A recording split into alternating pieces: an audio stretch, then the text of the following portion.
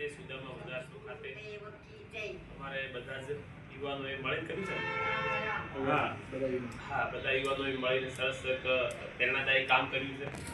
એ વૃદ્ધાશ્રમે જમણવાનો programme રાખ્યો. એ બદલ તમામ યુવાનોનો ખૂબ ખૂબ આભાર અને આવા કાર્ય કરતા રહો એવી ભગવાનને પ્રાર્થના કરું. આશાબેન તો મારા પરિચયમાં છે, ઘણા સમયથી આવું કામ કરતા હોય છે. જો આજે કળિયુગની અંદર આપણે પોતાના મા બાપની સેવા કરવી હોય તો કાઠું લાગે છે, અમુક સમયે આપણને તકલીફ પડે છે. તો આજે આ વૃદ્ધાશ્રમ ચલાવો સાહેબ, કોઈ પણ વસ્તુ મહારાજે કીધું એમ કે 25-50 લાખ દોનમાં આપવા હારા, પણ કોઈ પણ વસ્તુ ચલાવવી કાઠી હોય છે. દરરોજના માટે આપણા ઘરમાં પણ આપણે સંસારી છીએ તો અમુક સમયે અગા પાછું થતું હોય છે. તો આજે આવું કામ કરવું એટલે એમને ખૂબ પ્રેરણાદાયી કામ કહી શકાય. આશાબેનને પણ વંદન કરું છું અને ગુરુ મહારાજ એમને પણ ખૂબ સડતી કળા લાવે અને એમનું કાર્ય કોઈ દાડો ઊભું ધારે. અને ખરેખર તમે બધા યુવાનો જો આજનો યુવાધન શું કરે છે કે જન્મદિવસ હોય તો ખોટા ખર્ચા, અને તમે લગભગ ક્ષત્રિય છો તો ઢાલ તરવાલીઓ કાઢીને ક્યાંક કાપતા હોય છે. હું જોઉં છું ઘણી વાર, પણ ખરેખર ક્ષત્રિય સમાજ એક દાખલો બેહાર્યો કહી શકાય કે આવું મસ્ત. અને આ બધું કોણ કરી શકે? મારા દીકરી જેનો સ્વભાવ નિર્મળ થાય, જેનામાં દાસીપણાનો ભાવ આવે, જાતિપણું છૂટી જાય, એ આવું કાર્ય કરી શકે.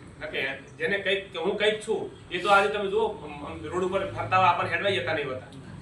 એટલે ખરેખર આજના જે આખા ડીસા માટે તમે જે યુવાનોએ કામ કર્યું છે એ ખૂબ પ્રેરણાદાયી કહી શકાય.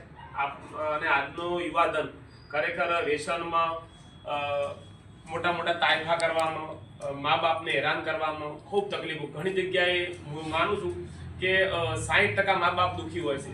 જેનો દીકરો મોટો થાય પછી દુઃખી થતા હોય છે. પહેલા રેડી હોય છે, પણ દીકરો કીધું ના માનતો હોય, કયા પ્રમાણે એનું રહેણી કેણી ના હોય, મા બાપને કે એક તો મા બાપને મોટા મોટા નામ વાગતા હોય. અને સાહેબ દીકરો જો આડાવાળો પાકે ને મા બાપને આપણે કાઠું પડતું હોય છે. ઘણી જગ્યાએ આપણે જોતા હોય છે કે યુવાધન આજે એક બાજુ કે છે હાઈફાઈ જમાનો આવ્યો છે અને એક બાજુ દુઃખી થઈ રહ્યા હોય છે. તો ખરેખર તમે બધાએ જે કામ કર્યું છે ને એ મારા શીખે, પણ હું પણ પ્રેરણા લઈ શકું કે આમાંથી મારે પણ આજના યુવાધન ખરેખર બેફામ ખર્ચા કરી રહ્યા હોય છે. પણ હું ઘણીવાર ભજનમાં કહું છું કે જેવું કરશો એવું કરશો, કરશો સેવા તો મળશે મેવા, નહીંતર કુછ લેવા કે નહીં. આપણે જેવું આપણા મા બાપની સેવા કરશું ને એવા આપણા મા બાપ, એવા આપણા છોકરા આપણી સેવા કરશે.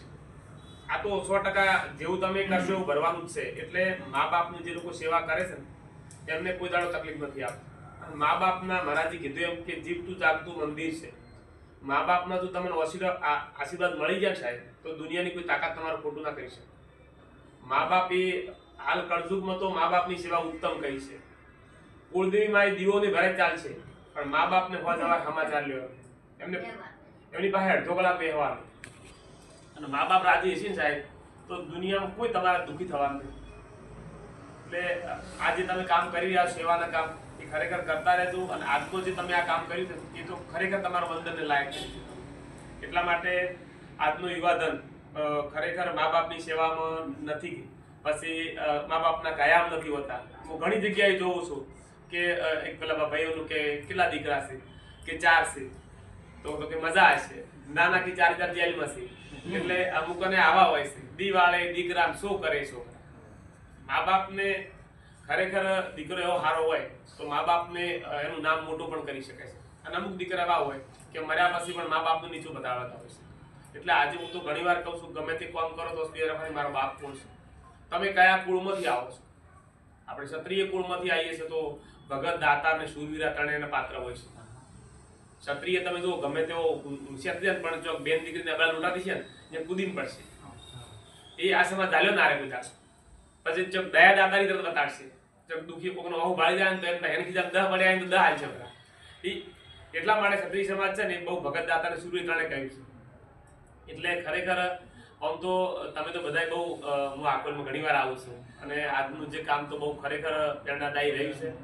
અને તમારા જોઈ અને હું પણ ઘણી જગ્યાએ વાત કરીશ ને તમારું કાર્ય જોઈને બેનને પણ ઘણા લોકો આવતા હશે કે ભાઈ આવું કાર્ય કરવું જોઈએ. ખરેખર મહિનામાં, વર્ષમાં જ્યારે આપણને ટાઈમ મળે અને આપણે એવું હોવું જોઈએ. હું તો કહું કે દર મહિને 100-200 બચાવવાનું ચાલુ કરાય, પછી આપણને અનુકૂળ આવે એ વાપરવાના.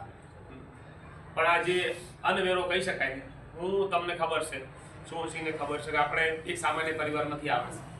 હું એટલો ગરીબ હતો કે મેં 5 લીટર સીધે લઈને ખાતો હતો, ડબ્બો ના ખરીદી ગયા.